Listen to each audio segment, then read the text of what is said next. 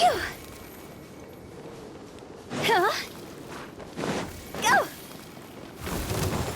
Phew.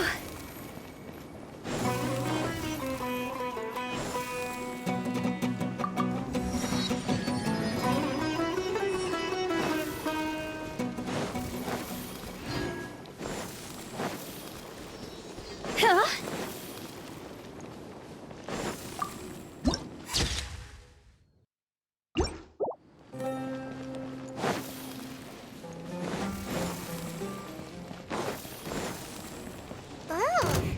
Is this the place? It's in terrible shape. And there's sand everywhere. Ah! Monsters! Watch out!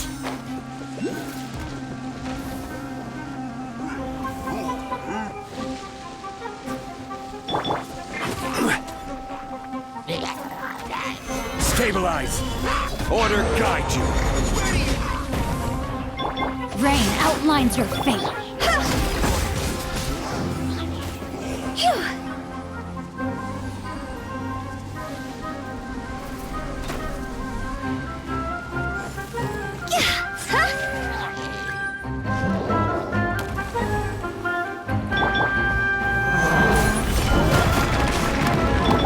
Ring cutter. Delve into destiny.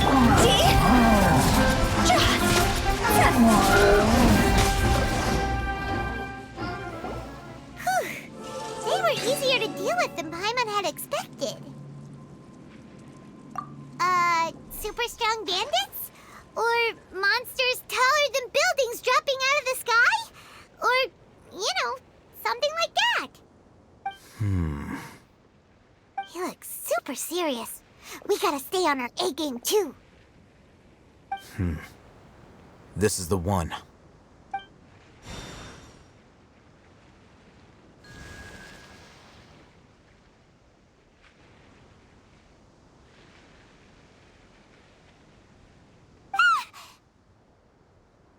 Let's go in and take a look.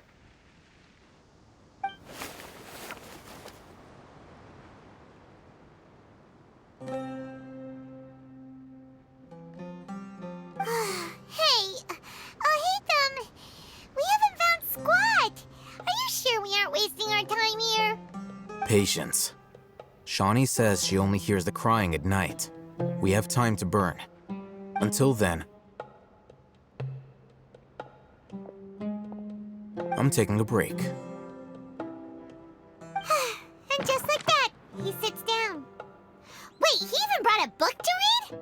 What are you reading? Let Paimon see! Okay, sure. Huh? The natural position, which is the positional propensity of an entity in natural motion in contrast with an object in forced motion? Huh? When free from external influences, every entity displays the tendency to follow its natural trajectory? So, you got that? Oh, Paimon gives up. You keep reading your book. See ya! How is he so relaxed? Look at him, reading an impossible book in a creepy place like this. Hey! Paimon's your Tibet travel guide. Paimon knows plenty of useful stuff already. And anyway, is that Paimon's fault that the books people read in Sumeru are so complicated?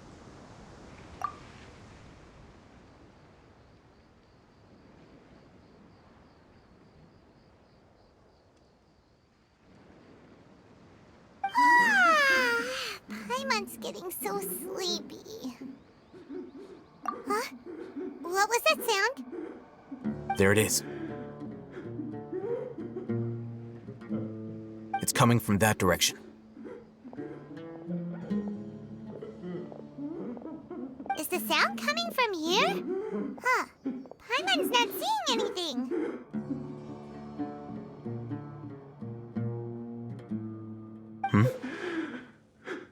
It's from below.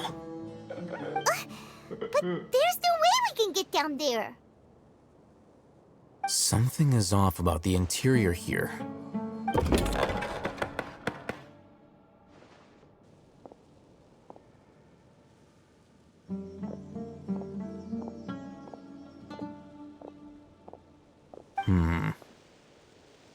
As I thought, there's a hidden structure. Wow. It's like they tucked another hospital into this one. Oh, it looks like there are other mechanisms around here. Let's keep exploring.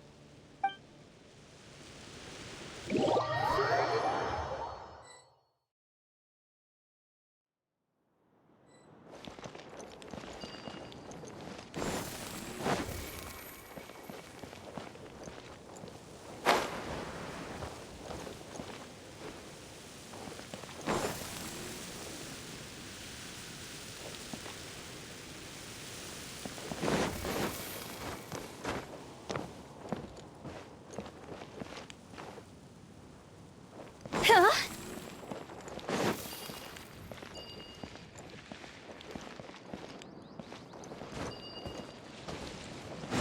Go!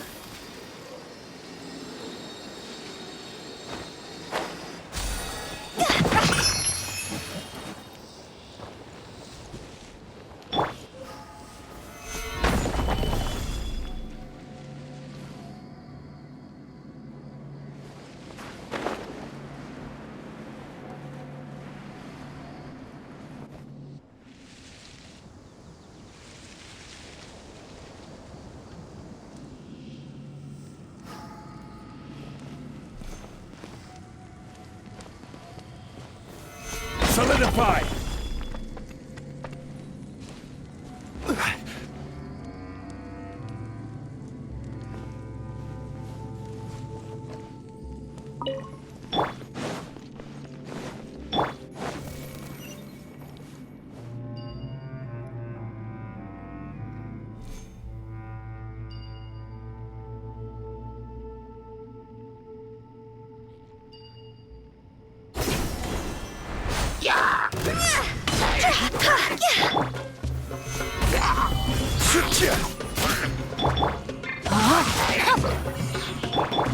With the wind.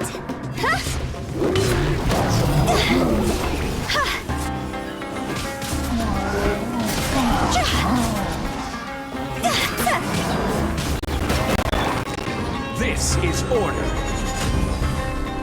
Stabilize.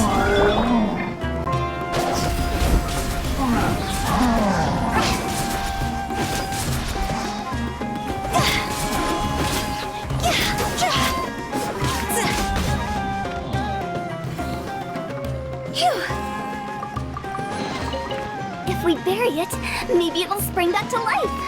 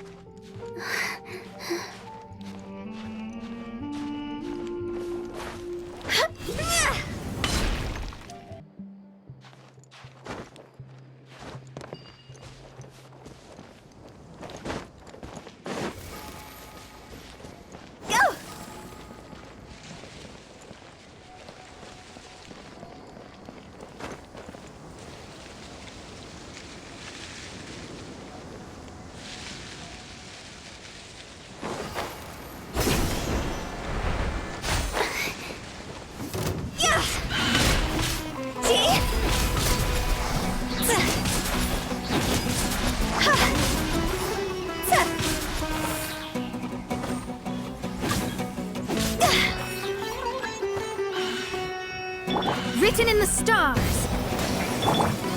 Higher, higher, hands on fire!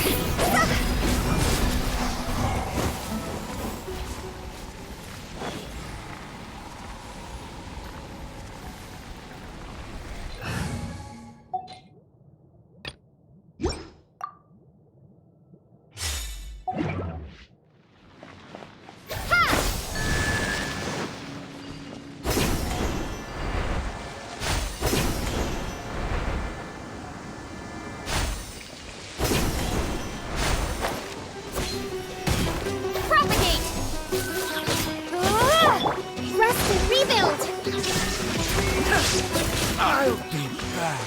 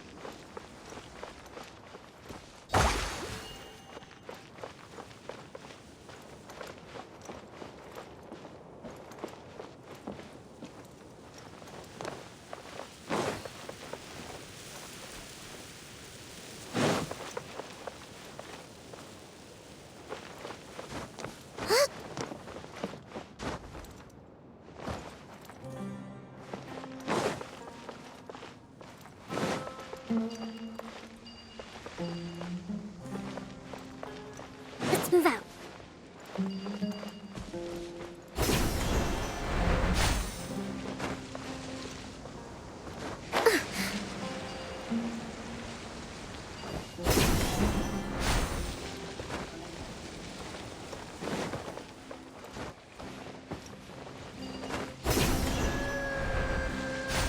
Breathtaking.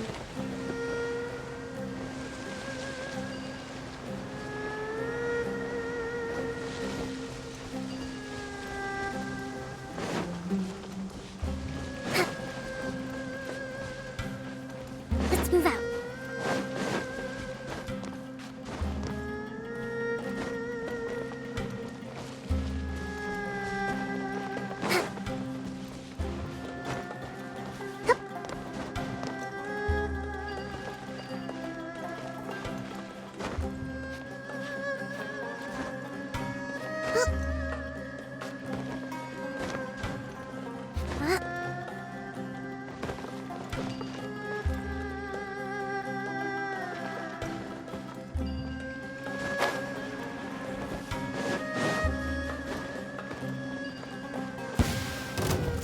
Allow me!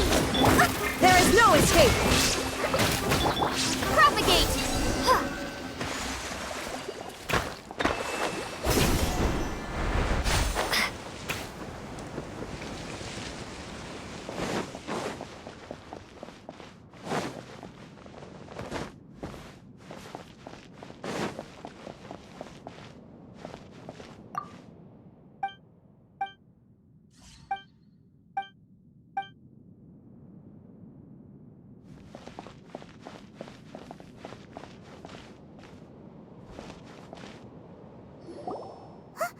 Look! There's someone over there! Good idea. Let's approach him slowly without alarming him.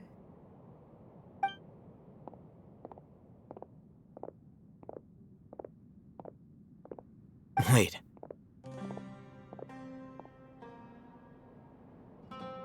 You're...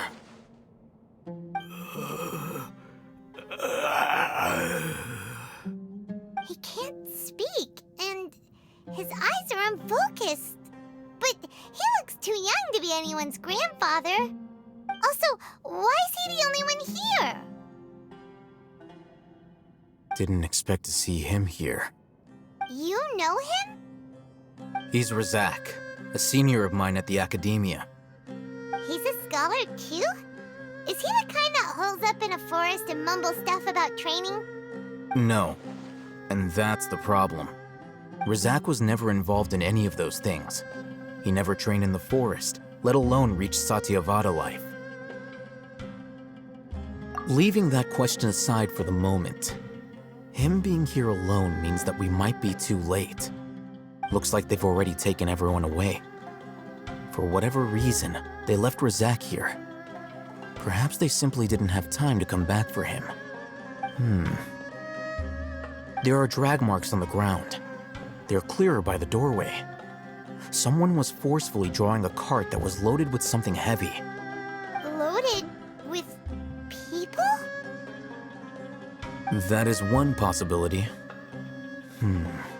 It looks like they were in a hurry, as if they were afraid of being caught. In their haste, they failed to notice Razak hiding in a corner. The symptoms are identical.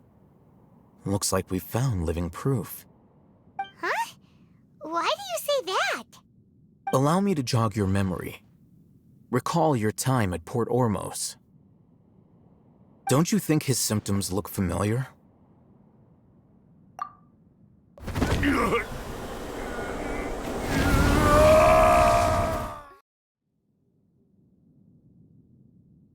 Oh, now that you mention it, they're acting the same way. Correct. The academia is behind all of this. It isn't difficult to deduce their rationale.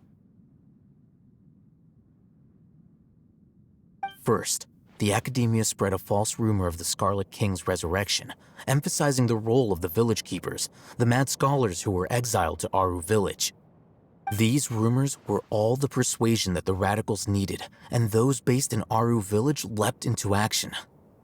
Unbeknownst to them, of course, through rounding up the scholars, they were actually helping the academia.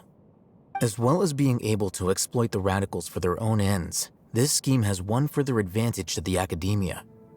All the risks and responsibilities are offloaded onto the Scarlet King's followers. Life for the desert dwellers has been brutal ever since the Scarlet King's death all those years ago. Beneath the surface, feelings of desperation are widespread. Many would give everything they have for the prospect of something better. Anyone looking to exploit that for their own ends simply needs to make a few empty promises.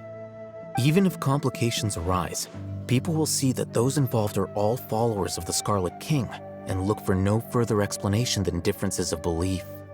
A deep-seated mistrust of the desert and everyone in it by the rest of Sumeru will make sure of that. The notion of an academia plot wouldn't even cross their minds. It may seem like a simple strategy, but it is able to work wonders under Sumeru's current circumstances. Oh, that makes a lot of sense. It's in line with the village chief's theory, too. But there's still one very important question.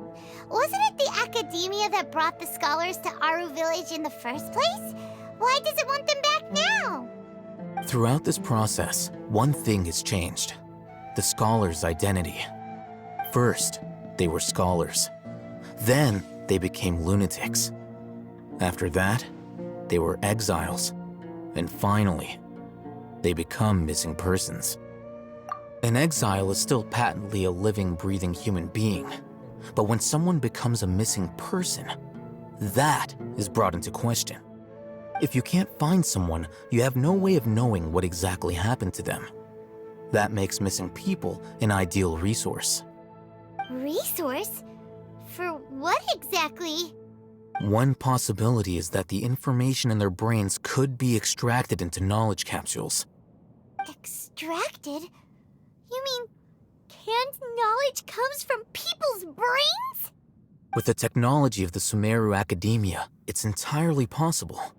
Perhaps the process caused them great suffering, which is why they cry out in the dead of night when no one is watching them. So, the human brain... Nope, nah, Paimon doesn't want to think about this. I'm the Academia scribe, after all. I'm familiar with their projects. Anyway, judging by Razak's state, the contents of a divine knowledge capsule were extracted from his mind, But something went wrong in the process. Or perhaps his curiosity got the better of him, and he used such a capsule for himself. Paimon's a little confused. Can they just use anyone's brain?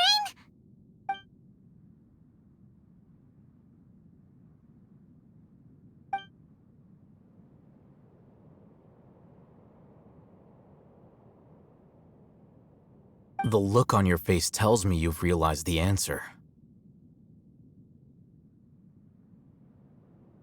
That's right. To some scholars, gaining knowledge about the gods is their entire life's pursuit. Extracting canned knowledge is just one of the extreme measures they turn to. However, I can't help but wonder, what do they seek to gain from divine knowledge? The academia is going out of their way to look for forbidden knowledge, but what is their ultimate goal? I've spent quite some time trying to analyze the contents of the divine knowledge capsule, but to no avail. It seems like my way of thinking is too different from theirs.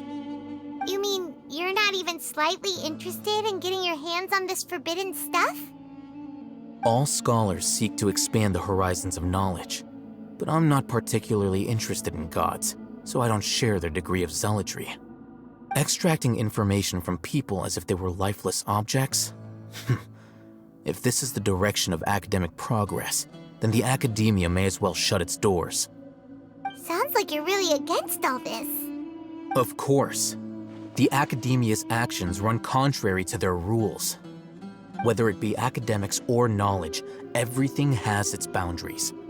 If those lines are crossed, the rules and order that govern everything in the world will be destroyed.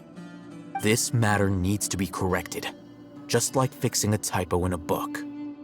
Wait, didn't you step in to help because you felt sympathy for those poor people? Not to be callous, but no. My criteria are a little more restrictive than that. There is no shortage of suffering in Sumeru, and the same can be said for the rest of Teyvat as well. What do you plan to do about that? Save every last person? Probably not. Paimon's not sure. You can say that. Simply put, I don't blindly place my faith into strength or heroism. I do what I want. The divine knowledge capsule is something I want to investigate in full. That doesn't mean I'm willing to take action for the sake of a few strangers.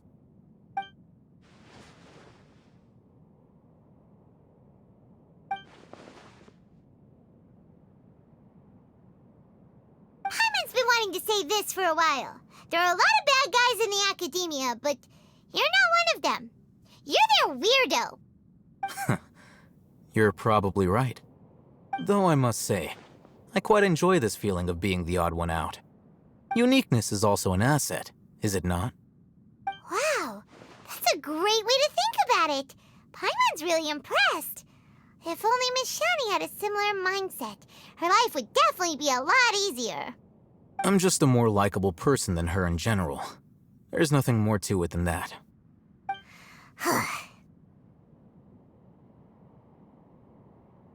He won't last long if we leave him here. Let's take him with us. We'll work out our next step after we return to Aru Village.